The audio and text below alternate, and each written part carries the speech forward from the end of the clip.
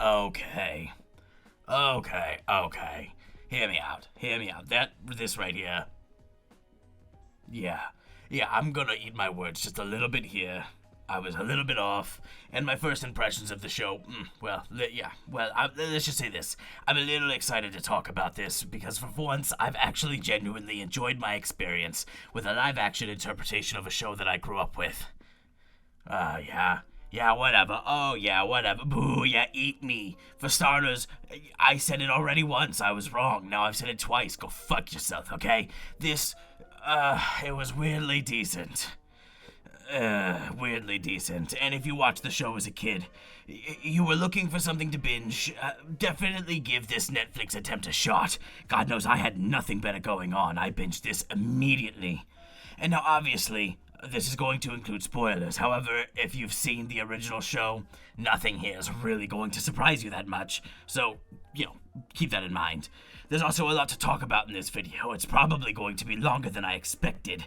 Going to be originally clocking it in around the Yu Yu Hakusho time, but looking back, I think that show had more cons than pros, whereas this one was a bit more neck and neck. And, for the last time, I've said it like 3 times now. Spoiler warnings. Go fuck yourself. Let's do this. Episode 2 of Buttered My Toes. Avatar, The Last Airbender. Book 1, but not Book 1. Netflix's version of Book 1. Let's get into it. Okay, different than I did Yu Yu Hakusho. This isn't going to be a list of pros and then a list of cons. We're gonna break into each episode and go into as much detail as we can about each instance. The things that they tried to cover, the things that they missed, the things that they nodded to.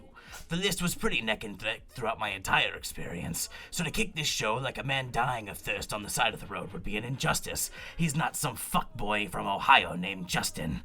However, with that being said, the show definitely does show his flaws, like you, Justin.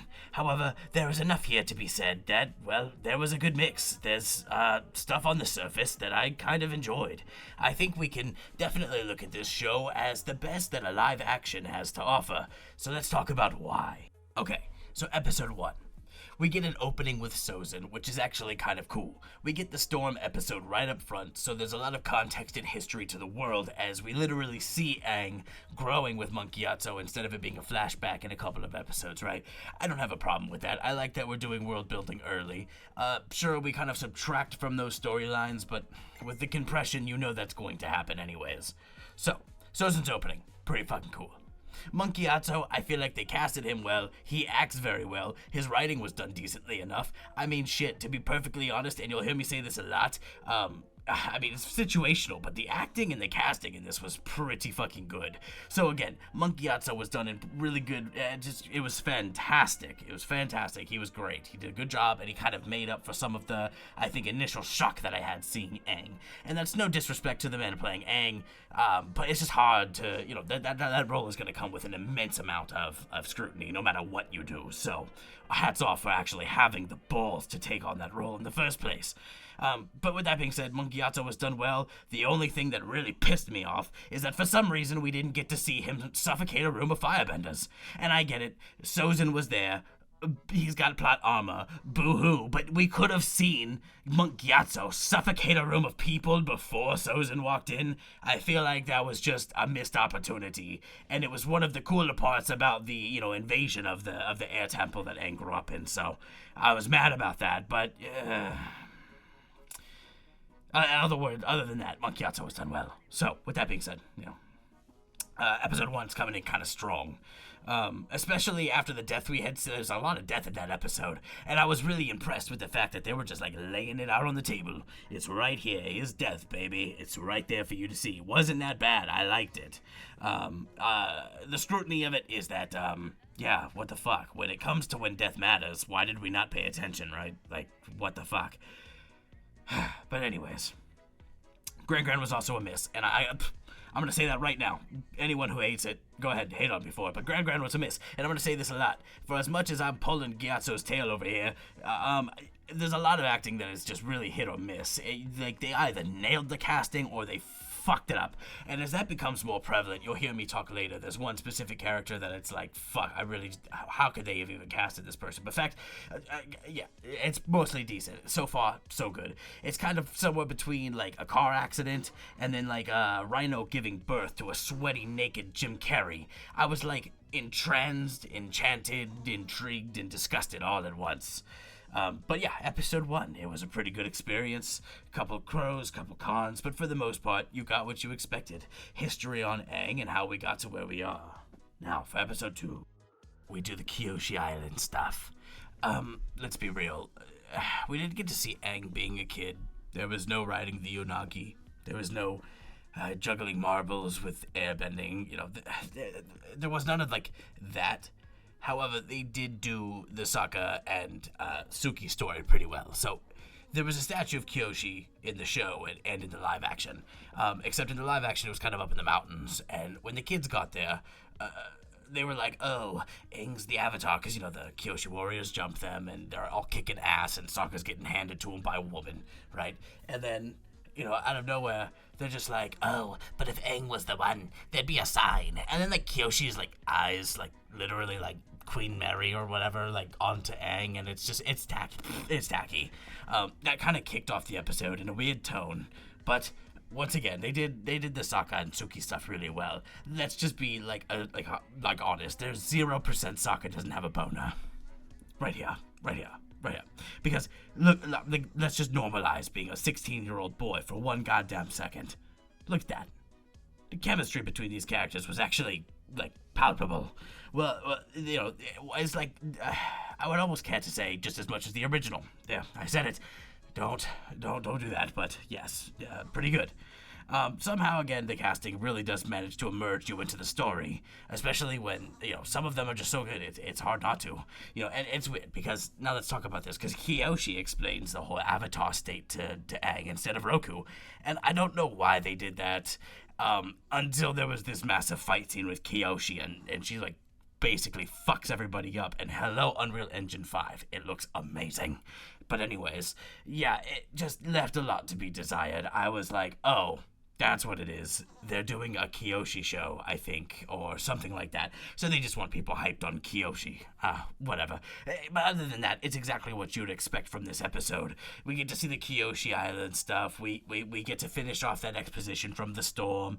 We get to see Aang kind of taking responsibility, which was weird, about being gone for so long, and Kyoshi really laid into him about it. So, like, yeah, episode 3. It was okay. There was nothing notable other than the really tacky statue and, like, that erection Sokka was packing. Other than that, that's episode 2. Okay, so coming in hot with episode 3, somehow we managed to get into Omashu, and I feel something definitely was missing. But wait, is that Danny Pudi? Is that our bed from Community playing the Mechanist in Avatar? Okay. How do I be mad about that? I love Community. Again, boos from the crowd, boo-hoo, fuck you. I like Community. That's a good casting. Again, knocked it out of the park. But yeah, anyways, to get two off cow, the Cabbage Guy was there, which, headlines, so they got that one. Easy one. The easiest one, probably. But we did wait a fucking second. We missed Secret 1,000 points off of Gryffindor. Pff, fuck you, that's garbage. How the fuck do you skip Secret Tunnel? And and then we get in with Jet instead? Are you kidding me? The Freedom Fighters and Omashu? Okay. Take a deep breath. Episode 3, pushing boundaries. I'm getting a little antsy here. Trying to keep up with this. Alright, hold on. Okay, so let's... Okay, somehow, despite the Freedom Fighters being an Omashu, they make it work. They give them a storyline. I feel it. I see it. It's a thing. It works. Compression. Remember, this isn't the show. This is Netflix. This is live action, right? Remember that. Remember, we're not judging it based off of how good they did, but we are. So, God, this is hard. However, right about now is when I feel that real crunch in my mac and cheese. On to episode 4, because I can't do 3 anymore. God. Okay, so episode 4. This is really hard. It's tough. I'm gonna go over it quick, because just thinking about it hurts me. But what is this? Who is this? Is this supposed to be Azula? Like, the hateful, evil bitch, the one whose mind works quick, the Jessica of everybody's life. And this is what I got? This? Like, okay, this is really hard to see. Like, it just kicks my fucking mind into full gear. I'm standing up now with the remote in my hand, praying to Christ that he can give me anything that keeps me from changing this, because, like, I thought I saw a glimpse of red fire. Oh, let me tell you. Oh, well, that's what I guess I'm seeing right now when I see this woman play. I just can't. I don't know. What are they doing? I can't see it. Is it Azula? No. It's like you're trying, and I get it, but it's almost like you took someone from, like, the live-action version of Turning Red, and you put her in my live-action Avatar. It's in the pudding. I see it. Like, and this is, again, I talk about it, and this is where it gets very prevalent. Sorry, not sorry. Swing and a fucking miss. Oh, but goddammit, whatever, Secret Tunnel. You give us the song. The episode sucked because, like, you didn't even do Aang and Katara in the tunnel. You didn't do Aang and... I have to take a breath. Now, they gave us the song. Whatever. Next point. Boomy. Aang recognizes immediately that Boomy is Boomy.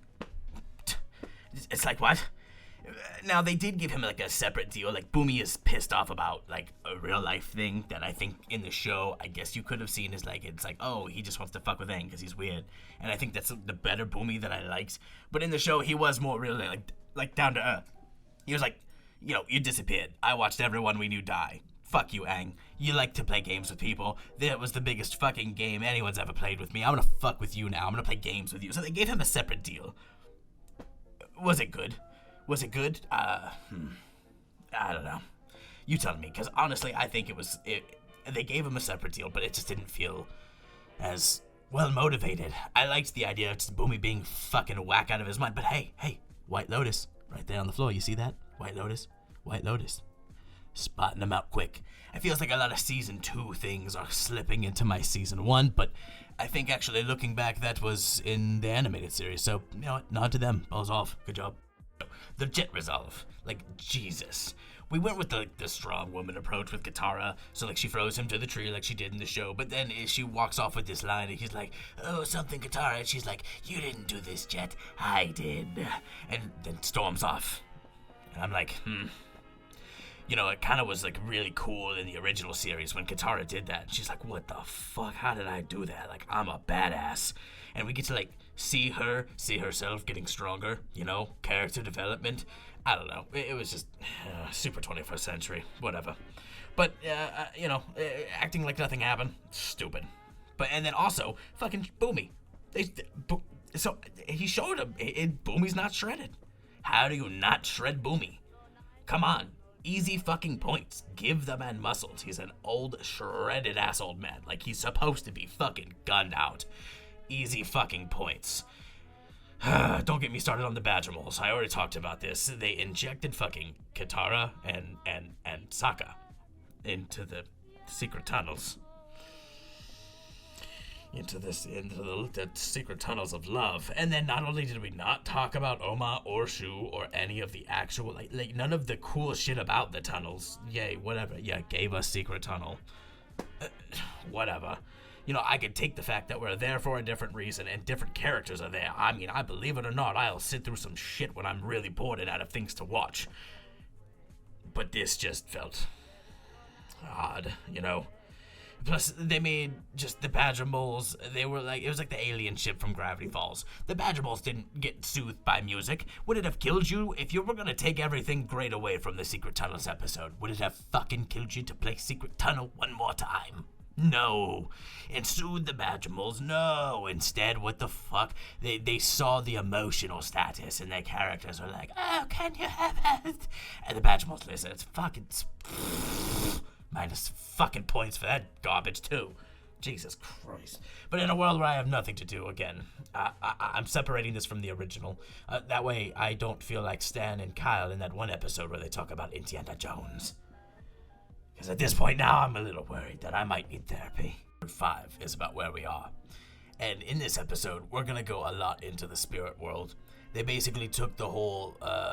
forest being burnt down, Heibai spirit from the original series, and they kind of made that mixture of like the swamp episode, and I mean, like, they did what they could, and Aang somehow accidentally pulls all of them into the spirit world. It was, again, every time these shows open and I see how they're taking these episodes and munching them together, it feels disingenuous. However, again, much like other things, they are doing what I expected. Hey, there, I said it. I expected this. We have, again, and I said this earlier, Kyoshi coming up, which means they're trying to hype up the series. And every time there's something new, the original creators kind of drop out, and I think that's because everyone wants to lean with the Korra side of spirituality within the franchise. But I think the original creators would rather not do that and take more of a look into the avatars who truly existed in their time without knowledge of what they were, but just to be what saves their environment and the people around them. That's what it meant. And I think we get very Korra in this version of Avatar. That cuts deep, because Korra was okay, but ultimately I think they should have stopped at Amon. Boom, I said it. There's that. Fuck it. Whatever. Anyways. And then also, there was like a fight scene, right, where Katara is slicing ice discs like it's nothing. Again, we just did this. I know she froze Jet. I know she's like aware of ice abilities, but I feel like we're giving Katara all of the credit of the master before she truly understands the culture in which breathes life into waterbending. When she gets to the North Pole, she becomes her own master because she understands the culture in which the essence of waterbending exists. And we don't get to see that. We just see her like doing these things and not even training. Like we don't even see the frustration of her like trying to train and getting frustrated with Aang for being gifted. We skip that shit too. Katara's just on par with Aang. Definitely are taking points away for that, because I want to see them grow. Okay, and this will feed into a later point, but I want to see these people growing. I don't want to see them just being the grown. I want to see them growing. That was the point of the original series, was that kids had to be what they had to be to save the world. Right now, they're not kids. They're fucking season 2 characters in season 1 of my show. But anyways, without getting too far off, Azula, fuck that. Her fire isn't always blue, apparently, if she's not mad enough, but I'm gonna say this shit right now.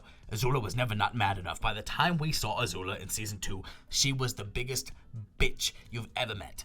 Instantly blue. No fire that bitch ever spewed was not blue. So to see anything other than that, fucking spit on the fans. And I take it personally. Again, take this as a compliment because that's what I think it is. But the person you played, how you want me to believe that she's a bitch?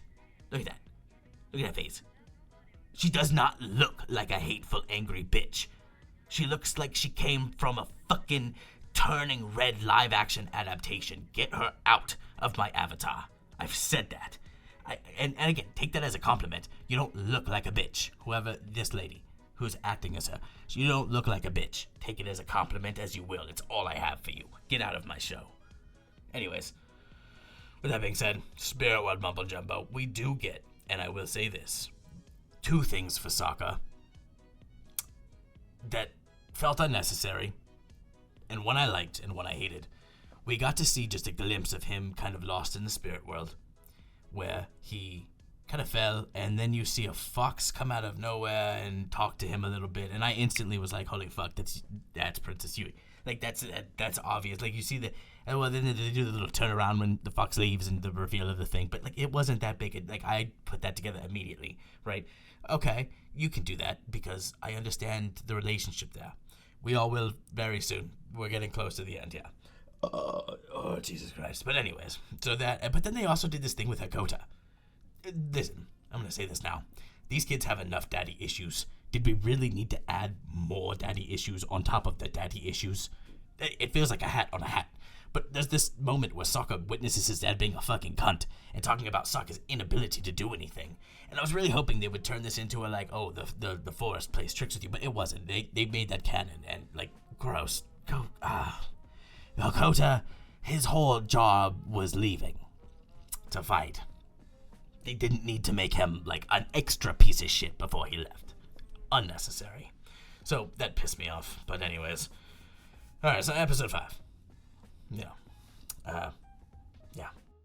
Okay, and you're gonna have to fact check this one for me, because in this live action, they explain, Iroh explains to Zuko's crew that they're the crew Zuko saved when he stood up to his father in the war room.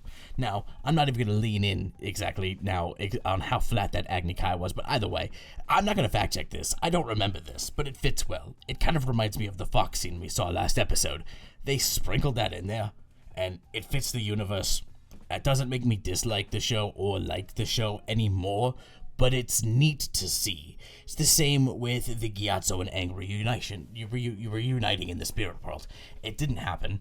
It didn't need to happen. They added it for fun, and I mean it works universally. So, hey, it doesn't make me dislike it, but. And now we're gonna talk about the Agni Kai and how, for some reason, Zuko actually fought back and almost landed a shot on his dad. Stupid. The whole point was that he didn't do anything. He sat there and he took a fucking hit to the face like a man because he thought it's what was right. And the fact that they tried to give him some kind of like one-up moment, I don't know, it felt disingenuous. And now we're talking about Azula. I'm not gonna talk about episode 7. Let's roll. Let's roll into 7. I'm ready to get this over with. This will hurt bad. We're gonna run through it quick because again, here's Zhao. He's a villain. He's making it to the north. He's been, whatever. He's in communication with Azula, which pisses me off because I always feel like that was kind of like a nearsighted thing on Ozai as well, that he didn't give Zhao enough credit for being such a stupid piece of shit. But this time they have Azula doing it. Get her off my screen. Oof. God damn it. Anyways, one massive point. Subtracting all these points could be because... How the hell do you skip out on Aang burning Katara when he was like rushing his firebending training? I just don't understand how we skipped that, because then you skip all of Zhao's incompetency and nearsightedness. Missed points, missed opportunities. I know it's compressed, I know we have to skip things, but that was a particularly interesting moment in the series. I think we should have maybe emphasized that so that when Aang goes to like learn firebending, there's a reason that maybe he doesn't feel he should, or has to go somewhere with somebody and have a really cool episode adventure that, like, the sun gods themselves approve. Anyways, Princess Yue and the fox. Fuck off. How did she recognize Sokka? Like, if they had made it more ambiguous, like maybe she faintly recognized him, I'd have believed it more. But she immediately spots him like, oh, hey, you're that kid from the spirit world with the daddy issues. Bullshit. Stupid. I like the love plot better if it had just been more ambiguous, but either way. And it's official. We're officially seeing Aang as the series is going to set limitations on him because it's a bit odd. He can only talk to avatars as he's in their temples or places that they found to be like home, right? Why? I feel like that's going to steal from itself in the finale. When Aang is more in tune with the avatars and the spirit world and himself and more competent as an avatar, and he's on the lion turtle and he's talking to all the... I just feel like if you set limitations, you could accidentally walk yourself out of amazing plot points. And again, Princess Yue not cast very well. Psych, scratch that. I love who they did that. But Azula, fucking terrible. More points every time. Not always blue fire. Mad? Me? Always. I'm definitely mad. She's not... Every time I see her, I'm taking points off of my screen. Oh, every time. Every time. You know what? I'm so mad. Let's roll this. Episode 8. I want to get this over with. Immediately. Episode 8, as we finally close into the season finale, which thank fucking God. Never thought we would get here, but finally I've made it. I was pretty fucking excited about two of the greatest scenes that I remember from the first season of Avatar: The Last Airbender, specifically from this episode. And I'm gonna tell you right now, they pissed on both of them. Now, before I get too pessimistic with it, Zuko and Katara's fight was actually somewhat promising. I will let you know that, again, Unreal 5 engine is probably the only thing that saved this from being a complete motherfucking disaster. But, oh man, the bending, very plausible. And at times, I almost kind of, forgot that it was as fake as it really was. Now, again, before I get too pessimistic, I will give them a couple of extra bonus points, because I was a bit worried when we saw Princess Yue in the spirit world as a fox. That's the way they were going to roll with that. But no. The spirits were still koi fish. They did the whole Zhao thing. It was pretty standard to the show, so points to them for making me look like an asshole. Neat. However, now we get to the parts that I'm excited to be angry about, because we skipped Zuko's sketchy sneaking into the North Pole scene, and I have no idea who thought it was a good idea to skip that. But let me just say we're almost done, so lame. Just saying, risk an actor's life or something. It's probably worth it for the views, just saying. Oh, and the other thing they absolutely pissed on is that Zuko killed Zhao. Why? I always loved the poetic justice of Zhao being pulled to his watery grave, and instead we got Zuko fire-kicking him off of a ledge. I like Zuko. Points to him, I guess, but fuck. Disappointing. You pissed on the two things I really wanted to see. The two things that were like the scariest and or most life-risking. I don't know. Fuck you. It was good. I liked those scenes, and you pissed on both of them. So fucking finally, we're done here, right? This is over. We're done. Okay. Finally. Enough tugging on each other's tails here and pretending that we're not in a lot of pain and pleasure at the same time. With all the positives, this thing does actually try to stand up on its own. However, if you want to truly experience Avatar: The Last Airbender, watch the original series. It's on Netflix. It's longer. It's better. It's, I don't know, just everything that this show wanted to be. They did a good job. I won't lie. I said it earlier. I think this is the best live action anime or cartoons or whatever you want to say. This is as good as it gets, folks. I'm sorry, but I don't think that they have the ability to compress and still fit as much as they can. If they give us this as an example, there's no more that can be done for this. Live actions are always going to be terrible, and that's why I started with Yu Yu Hakusho. Because I'm punching down, and I have no audience. And I'm still punching down. So, once again, thank you so much for your time. I know that I didn't go as deep into detail as I could have. There were some things that I definitely feel I could have ripped on harder, and there's definitely some things I could have come across a little less negative on Azula, but, no. I stand by everything I said, and I do think that this is the best that we get. Until next time, which I don't know when that will be, because at this point now, unless you comment something you want me to talk about, there's really not much more to say. Well, actually, there will be. But until then, SpaceGhost out.